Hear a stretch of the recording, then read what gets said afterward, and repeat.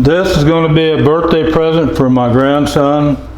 I was on YouTube here the other day. I always like looking at woodworking projects and what people have come up with, and I seen this and I thought, well, that's pretty interesting, and I think my grandson would like it because him and his wife, they like unique, different items. They are always looking for that unique item to display stuff with, so I went ahead and made one. It's just a piece of 2x4, got a hole cut in it.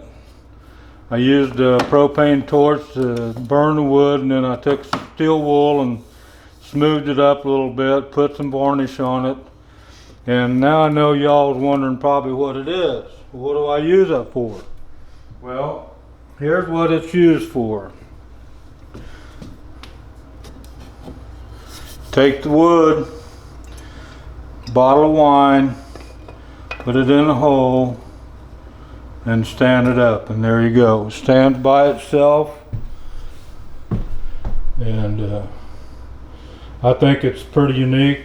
I enjoyed making it, and I'll enjoy sending it to my grandson, and I believe he'll enjoy using it and displaying it to all his friends. So thanks for looking. Subscribe to my channel, like the video, because you never know what I'm going to put up next.